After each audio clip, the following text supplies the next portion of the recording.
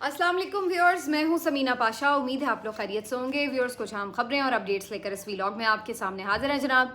एक तो आज आपको बताएंगे कि नजम सेठी साहब ने कल एक पेशन गोई की है, जिसको बहुत से लोग सिर्फ पेशन गोई नहीं समझ रहे, बल्कि उनका ख्याल है कि ये बाकायदा एक मैसेज दिया गया है, वार्निंग दी गई है, धमकी दी गई है, जो भी आप इसके लिए लफ्ज़ इस्तेमाल कर लें।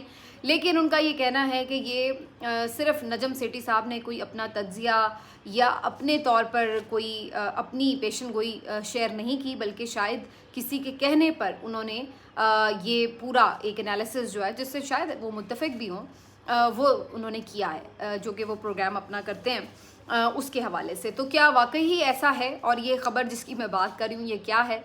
बेसिकली उन्होंने कहा है कि जिस तरह के हालात जा रहे हैं, चूँकि इस्टेब्लिशमेंट उसको कंट्रोल नहीं कर पा रही, तो अल्टीमेटली हो सकता है कि बात इमरजेंसी और फिर आगे बढ़कर मार्शल लॉ तक चली जाए। तो क्यों ऐसा है और क्या वाकई ऐसा मुमकिन है? इसके ऊपर काफ़ी कल से गुफ्तगू हो रही है, इसके ऊपर बात करते हैं। इसके साथ साथ जनाब एक नीली शर्ट के हवाले से एक तस्वीर बड़ी वायरल हुई। मैं इमरान खान की शर्ट की बात नहीं कर रही, एक और फिरोज़ी शर्ट बड़ी वायरल हुई, और वो थी इस्लामाबाद पुलिस के एक एहलकार की, एक ऑफिसर की, जो कि गज़ा मार्च के जो इस वक्त रूह रवां हैं हमारे मुल्क में, यानी मुश्ताक अहमद साहब, जो कि सेनेटर रह चुके हैं जमात इस्लामी के, और जिस तरीके से वो बड़ा ब्रेवली इस पूरे कॉज को लीड कर रहे हैं। डी चौक पर धरना दिया हुआ है उन्होंने, और इस मौके पर उनके साथ कुछ तल्ख कलामी हो रही थी वहाँ पर इस्लामाबाद पुलिस अफसरान की। उन्हीं में से एक अफसर एक उंगली दिखाते हुए बड़े गुस्से के अंदाज में सेनेटर साहब को कुछ बात कह रहा था। उसके ऊपर सब ही बड़ी तनकीद कर रहे थे कि एक तो वो बुज़ुर्ग हैं, और जिस तरीके से वो एक सेनेटर रह चुके हैं, और जिस कॉज के लिए वो खड़े हैं वो कितना नोबेल कॉज है, इसके बावजूद उनसे इस किस्म की बदतमीज़ी या इस तरह का तज़हीक आमेज़ रवैया ये किसी सूरत काबिल कबूल नहीं है। तो बड़ी लेदे हो रही थी। इसके ऊपर एक और स्टोरी अब सामने आई है, वो आपके सामने शेयर करती हूँ।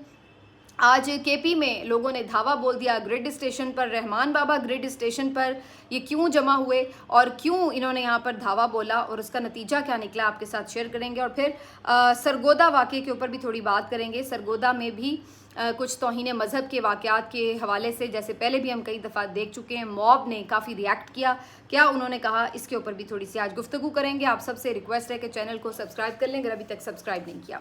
तो सबसे पहले जी नजम सेठी की बात के ऊपर बात करेंगे। नजम सेठी साहब ने कल अपने प्रोग्राम, शायद सेठी से सवाल नाम है उनके प्रोग्राम का, देखिए मैंने कभी गौर से नाम नहीं सुना, हालांकि मैं अक्सर वो प्रोग्राम के क्लिप्स वगैरह देखती रहती हूँ।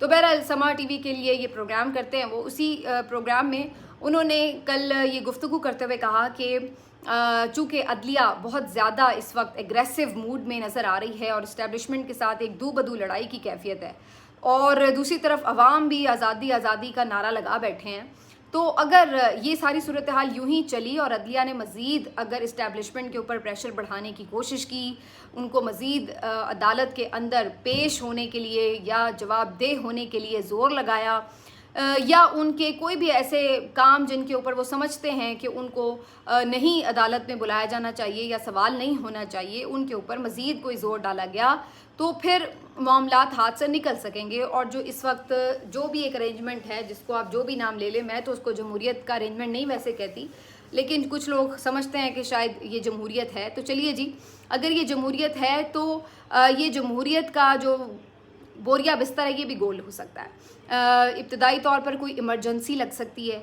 और इसके बाद हो सकता है कि फ़ौज बाकायदा आके मार्शल लॉ लगा दे और कोई सारा कंट्रोल अपने हाथ में ले ले, और अदलिया और अदालतें और जजेस सारा कुछ फारिग हो जाए।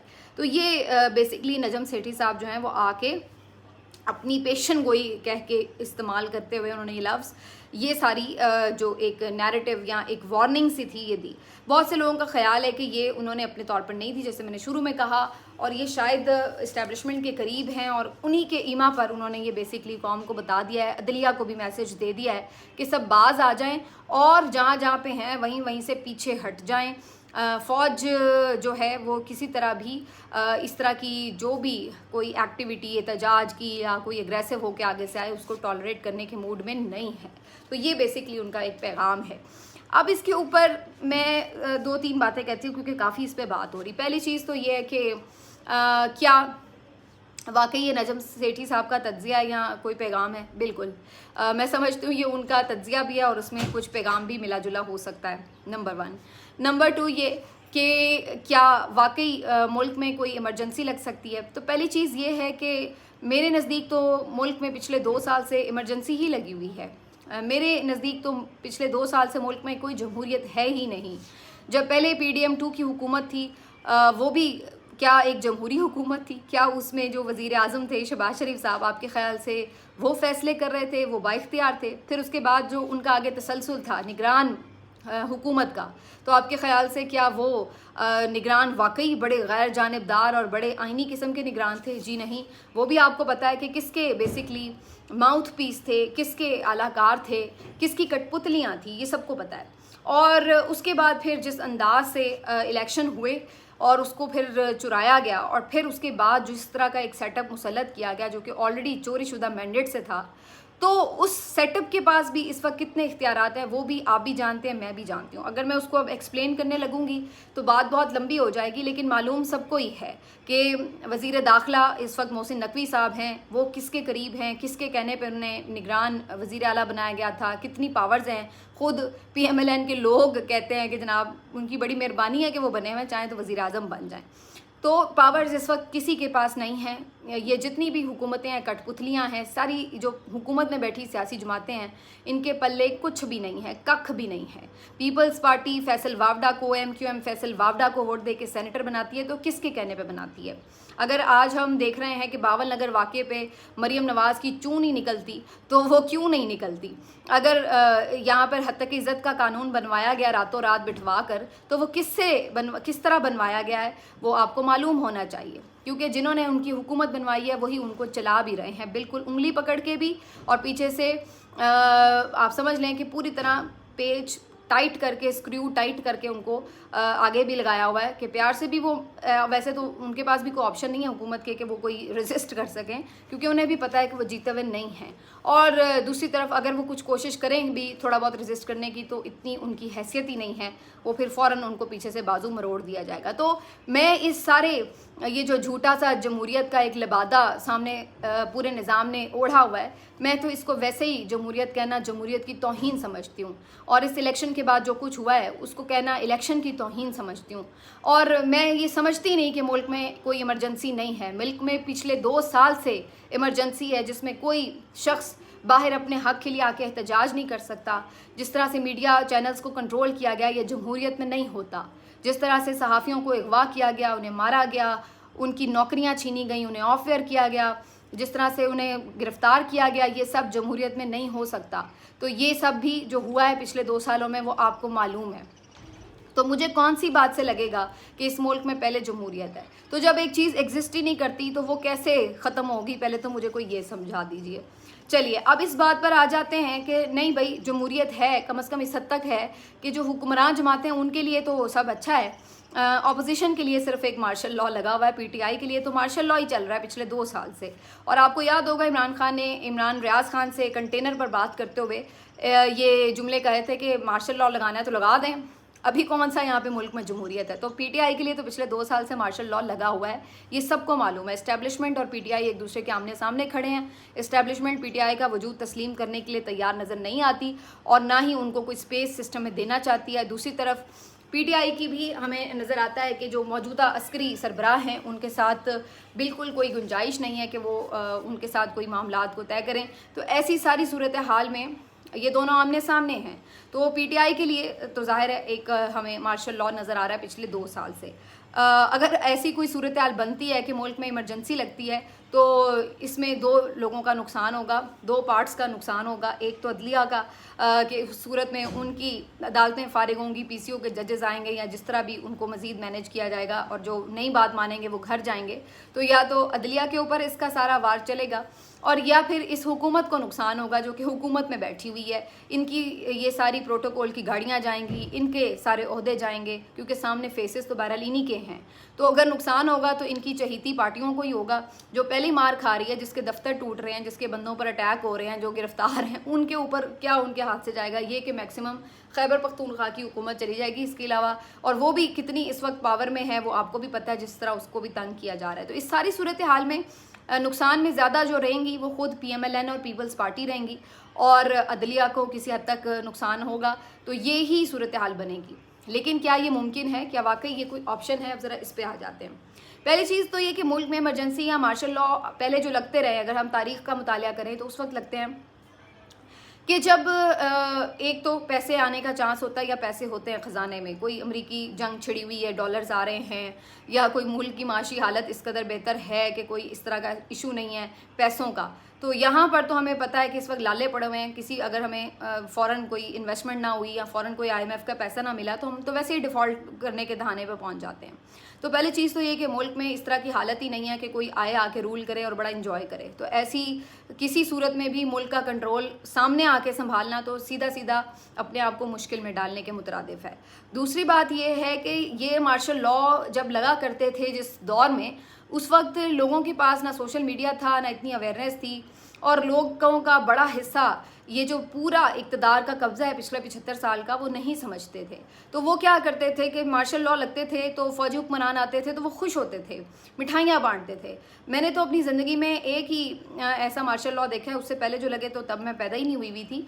लेकिन 99 का जब मार्शल लॉ लगा था, तो जब नवाज़ शरीफ साहब को घर भेजा गया तो उस वक्त बहुत से लोग खुश भी हुए थे कि चलो जी एक हमने जो नवाज़ शरीफ साहब से खुश नहीं थे, और फिर जो एक नैरेटिव उस वक्त फ़ौज बना के देती थी कि जी ये बंदा बड़ा ख़तरा हो गया मुल्क के लिए, तो सारे मान भी लेते थे उस दौर में। तो उस वक्त लोग खुश भी हो जाते थे और कबूल भी कर लेते थे, और जो नहीं भी कबूल कर सकते थे उन्हें पता भी नहीं था कि जिद्दोजहद कैसे करनी है और किसके पीछे लग के करनी है, कोई आगे वैसे खड़ा होने वाला भी तो हो। तो इस सूरत में क्या होता था कि मार्शल लॉ लग जाता था तो चारों ना चार कोई खुश होके और कोई मजबूरी से उसको एक्सेप्ट कर लेता था। क्या मुल्क में इस वक्त ऐसे हालात हैं? जी बिल्कुल नहीं, मुल्क में इस वक्त ऐसे कोई हालात नहीं हैं। आप इस कदर इस वक्त नापसंदीदा हैं और लोग बिल्कुल आपको कबूल करने या आपका इस्तकबाल करने के लिए तैयार नहीं हैं। अगर आप ये कह रहे हैं खुशी से नहीं करेंगे तो हम ज़बरदस्ती करवा लेंगे, तो उस सूरत में भी फिर उतना ही ज़बरदस्त किस्म का रिएक्शन भी आएगा। जितना आप दबाएंगे उतना वो बाउंस बैक करेगा, क्योंकि ऑलरेडी लोगों के अंदर एक गुस्सा है। और अब लीड करने के लिए पहले तो इमरान खान और मौलाना फजल रहमान सामने खड़े हैं, फिर जब आप इन लोगों को इक़्तिदार से निकालेंगे तो ये भी उन्हीं के साथ जाकर खड़े हो जाएंगे, और फिर जब सारी जमहूरी सियासी पार्टियां एक तरफ होंगी तो फिर आपके पास कोई चॉइस नहीं होगी कि आप किस तरीके से मुल्क के अंदर मार्शल लॉ का नफाज कर सकें। तो अभी तो इनकी डिवीज़न है कि चलें आपने जो मेजर 2-3 बड़ी पार्टियां उनको अपने साथ रखा हुआ है, तो अगर आप इनको इक़्तिदार से निकालेंगे तो वो भी जाके उन्हीं के साथ बैठ जाएंगी, जैसे मौलाना इस वक्त PTI के साथ करीब हो रहे हैं। तो मुझे इस वक्त मुल्क में किसी भी हवाले से ऐसे कोई हालात नहीं लगते कि कोई ये बेवकूफ़ी करेगा कि इमरजेंसी लगाए या किसी किस्म का मार्शल लॉ लगाए, क्योंकि उसके बाद अभी तो फिर भी किसी हद तक पीछे इनके हाथ में कुछ चीज़ें हैं। उसके बाद फिर बिल्कुल दो बदू सामने हो जाएंगे, अवाम भी, हुक्मरान जमातें भी, ऑपोजिशन की जमातें भी, अदलिया भी, मीडिया भी। तो फिर आप कैसे अकेले इन सब से लड़ेंगे, कैसे सर्वाइव करेंगे? ये एक बहुत अजीब किस्म का सिनेरियो जो है वो नज़र आ रहा है। मुझे इसके इम्कानात नज़र नहीं आते। ये सिर्फ एक धमकी हो सकती है, लेकिन इसके अलावा कुछ नहीं। अगर किसी का शौक़ है तो वो करके देख ले, फिर क्या कह सकते हैं।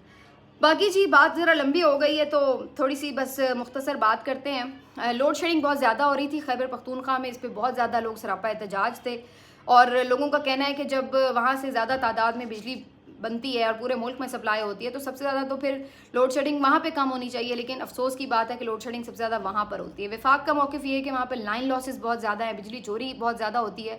तो जिन इलाकों में बिजली चोरी होती है वहाँ पे लोड शेडिंग ज़्यादा की जाती है, जहाँ पर रिकवरी पूरी होती है वहाँ पे लोड शेडिंग कम की जाती है। लिहाजा खैबर पख्तूनख्वा में लोड शेडिंग इसलिए ज़्यादा होती है। तीसरी तरफ जो आपके वज़ीर आला है वो आपको पता है कि ज़रा दबंग किस्म के इंसान है, वो इस पे पहले ही अल्टीमेटम दे के बैठे हुए हैं कि अगर आपने खैबर पख्तूनख्वा के वाजिबुल अदा रकूम वापस ना की और उनके साथ लोड शेडिंग वगैरह के मामलात पे तंग करना ना छोड़ा तो फिर हम यहाँ से बटन ऑफ कर देंगे और फिर पूरे मुल्क को ही बिजली नहीं मिलेगी, फिर आप क्या करेंगे? तो हमें उस सूरत में ना लेके जाएं, हम ऐसा नहीं करना चाहते क्योंकि सारा मुल्क भी हमारा है। हम सिर्फ ये चाहते हैं कि जो हमारा हिस्सा बनता है जायज़, जो हमारा हक है वो हमें दिया जाए। लेकिन अभी ये सारा मामला चल रहा था, लोड शेडिंग की सूरत हाल में बेहतरी आने के बजाय बदतर होती चली जा रही थी। तो कल एक जो MPA हैं खैबर पख्तूनख्वा से PTI के, उन्होंने ये ऐलान किया था कि वो ग्रिड स्टेशन जाएंगे, और आज ऐसा ही हुआ। रहमान बाबा ग्रिड स्टेशन पहुंच गए मुजाहिरीन काफ़ी बड़ी तादाद में, और जाके उन्होंने ग्रिड स्टेशन का घेराव कर लिया। जिसके बाद ये अब जो पेशावर कंपनी है जो ये सप्लाई करती है बिजली, उसका ये कहना है, पेशावर इलेक्ट्रिक सप्लाई कंपनी का, कि जनाब जो मुजाहिरीन थे बड़ी तादाद में वो अंदर दाखिल हो गए और उन्होंने जाके ज़बरदस्ती ग्रिड जो थे उनको ऑन करवाया, और इस तरीके से फीडर्स जो थे वो ऑन करवाए, और उसके बाद जो लोड शेडिंग थी उसको उन्होंने यानी काफ़ी जगहों पे बिजली बहाल कर दी जहाँ पे बंद हुई थी काफ़ी देर से।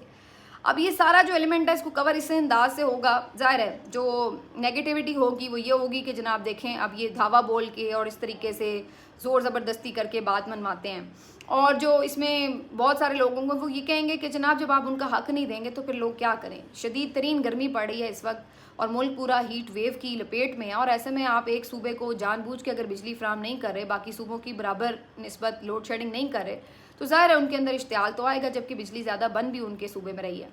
तो इस सारी सूरत हाल के पेश नज़र उन्होंने फिर ये दोनों किस्म के वर्जन्स आएंगे, लेकिन हकीकत ये है कि इस मामले को वाकई ही अफ़ाम तफ़हीम से हल करने की ज़रूरत है। अगर लोगों को एक दफ़ा ये आदत हो जाए या उन्हें ये अंदाज़ा हो जाए कि जनाब हमने हर जगह जाके ख़ुद इसी तरह से अपना हक़ लेना है, तो फिर इसका मतलब है कि जो रेट है वो तो ख़त्म हो गई है स्टेट की, फिर हुकूमतों का या सारे इदारों का तो कोई फ़ायदा ही नहीं है।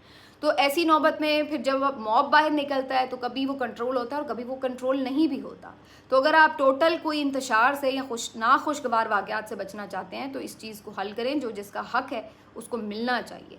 ये गलत चीज़ है, इसको इनकरेज नहीं किया जा सकता कि मॉब खुद निकल कर जो ग्रिड स्टेशन हैं उनका कंट्रोल संभाल ले, लेकिन इस बात को भी इनकरेज नहीं किया जा सकता कि लोगों को आप गर्मी में मार दें, और वो इसलिए सिर्फ क्योंकि जी वहाँ पे पीटीआई की हुकूमत है, लिहाजा वो आपको पसंद नहीं, लिहाजा उस सूबे में जितने लोग बसते हैं वो भी बेचारे पिसते रहें साथ, तो ये किसी तौर भी काबिल कबूल नहीं होगा। आज सरगोदा में अफसोसनाक वाक़या पेश आया जहाँ पर तौहीन मज़हब का इल्ज़ाम लगाया गया और क्रिश्चियन कम्युनिटी थी, और यहाँ पर जनाब उसके बाद फिर हमने वही मनाजिर देखे जो हम इससे कई दफ़ा पहले देख चुके हैं कि लोगों ने फिर मॉब ने अपने तौर पर बदले लेने के लिए या उनको मारपीट करते हैं या जलाओ घिराव करते हैं। आज भी ऐसी सूरत हाल थी, वो शख्स किसी शूज़ बनाने वाली फैक्ट्री का में काम करता था या बंदा था, उस सारा जो वो फैक्ट्री थी उसका माल निकाल कर किसी ने जूते लूट लिए, डब्बे जला दिए, किसी ने उसका सामान इर्द गिर्द से बस्तियों से निकाल के वो जला दिया। तो ये फिर सारा हमने मंजर देखा और ये हम कई दफ़ा ऐसे वाक़यात देख सके हैं। अब बात ये कि अगेन वही बात आ जाती है कि पहले भी अब्यूज़ ऑफ लॉ बहुत दफ़ा हुआ है। मैं ये नहीं कह रही कि कभी नहीं तौहीन हुई होगी, सही वाक़यात भी होंगे, लेकिन इसका तरीक़ाकार तो यही है कि स्टेट ने इसके ऊपर जो है वो रिएक्ट करना है, रिस्पॉन्ड करना है। अगर आप स्टेट नहीं अपना काम करती तो फिर हम देखते हैं कि मॉब इससे गलत फ़ायदा भी उठाता है और फिर हर तरह से अपने जज्बात का इजहार करता है, और फिर ये हम देखते हैं कि इस किस्म के वाक़यात में जो अक्सर तो झूठे साबित होते हैं बाद में, वहाँ पर किसी की या तो जान चली जाती है या फिर भारी माली नुकसान होता है। तो ये बड़ा अफसोसनाक मामला है और ये अगेन फिर हुकूमत की कमज़ोरी, स्टेट की कमज़ोरी साबित करता है, जो कि पता नहीं कौन से कामों में पड़ी हुई है। सिर्फ मुखालफिन को दीवार से लगाने, मुखालफिन को मारने पीटने, उनका नुकसान करने में पूरी पुलिस नफरी आपकी चल रही है, बाकी जो अवाम है वो बस अल्लाह तवक्कुल ही चल रहे हैं। मुझे तो कुछ ऐसी ही सूरत हाल नज़र आती है, और ऐसी ही सूरत हाल हमें इस्लामाबाद में भी नज़र आई जब इस्लामाबाद पुलिस के एहलकार ने, जिसका मैंने शुरू में जिक्र किया कि जमात इस्लामी के मुश्ताक अहमद को बड़ी उंगली दिखा दिखा के कोई डांट टपट कर रहे थे और उस पर सारी लेदे हो रही थी बड़ी कि जनाब ये क्या तरीका है, आप इतने पढ़े लिखे होने का क्या फ़ायदा अगर आपको इतनी तमीज़ नहीं है कि एक शख्स जो आपकी बाप की उम्र का है और आप उसको इस तरह बदतमीज़ाना अंदाज से डील कर रहे हैं। तो अब भी उसके ऊपर एक रिएक्शन भी आना था, वो आया कि जी देखिए सिर्फ इतनी बात नहीं है कि वो एक तस्वीर है, बल्कि उसकी एक वीडियो आई है जिसमें जो मुश्ताक साहब हैं वो भी उसके साथ जिस तरह कोई यानी जब दो लोग आपस में आप समझ लें कि कुछ तलखी में बात कर रहे हो तो ज़ाहिर है जो उनके जेस्चर्स होंगे उस तरफ के, दोनों तरफ से उस तरह के जेस्चर्स हैं। सिर्फ ऐसा नहीं है कि इस्लामाबाद पुलिस एहलकार जो ऑफिसर जो था वो इस तरह से बिहेव कर रहा था, लेकिन मैं ये समझती हूँ कि फिर भी इस बात को आप जस्टिफाई नहीं कर सकते कि पहली बात तो ये है कि क्यों बार बार हमें ये मंजर देखने को मिलते हैं कि कोई भी गज़ा के लिए अगर मार्च कर रहा है या धरना दे रहा है या कोई भी प्रोटेस्ट कर रहा है तो उसको क्यों बार बार यूज़ ऑफ पावर से रोकने या कहीं ना कहीं उसके हवाले से कोई रुकावट डालने की कोशिश की जाती है। कहीं कहीं तो गिरफ्तारियां भी हुई, मारपीट भी हुई, और अगर वो एक जगह बैठे हुए हैं, पुरअमन बैठे हुए हैं, तो क्या वजह है कि वहाँ पर बार बार आके कभी उनके साथ ये अफसोसनाक वाक़या पेश आया कि उनके कारकुन को गाड़ी के नीचे कुचल दिया गया, और अब ये कभी नज़र आता है कि पुलिस के साथ कोई मुठभेड़ हो गई, और इस तरह की हमें चीज़ें मुसलसल नज़र आ रही हैं। तो मुझे ये समझ नहीं आ रही कि हमारा मुल्क जब एज ए स्टेट फ़लस्तीन के साथ खड़ा है, तो बजाय इसके कि हम इस चीज़ को यानी रियासती सतह पर प्रोटेस्ट करें, उल्टा जो प्रोटेस्ट कर रहे हैं अपने तौर पर हम उनको भी रुकावट डाल के क्यों रोकते हैं। लेकिन वजह जो भी हो, मुश्ताक साहब जैसे ज़बरदस्त, संजीदा, मुदब्बिर और बहुत ही सादा इंसान के साथ इस किस्म का रवैया तो नाकाबिल कबूल है।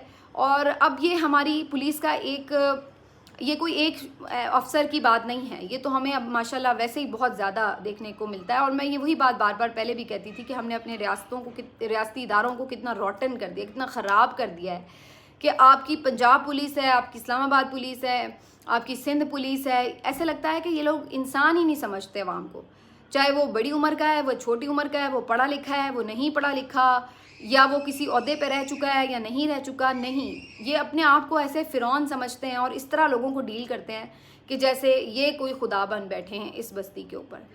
तो ये जो इनका तकब्बुर और रौनत है, बेसिकली ये असल मसला है कि ये किसी से भी उस तरह इज्जत से बात नहीं कर सकते।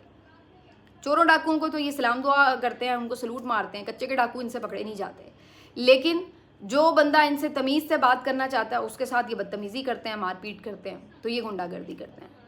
तो इनकी तो पूरी रिफॉर्म्स होने की ज़रूरत है, शुरू से लेके ज़ीरो से लेके आखिर तक, कि जहाँ पर इनको थोड़ी तमीज़ तहज़ीब सिखाई जाए, जहाँ इनको कानून दोबारा पढ़ाया जाए कि कानून नाम की भी कोई चीज़ एग्जिस्ट करती है, और फिर जो इनके पास पावर है उनको बताया जाए कि ये अवाम की खिदमत के लिए है भाई, अवाम के ऊपर इस्तेमाल करने के लिए नहीं है।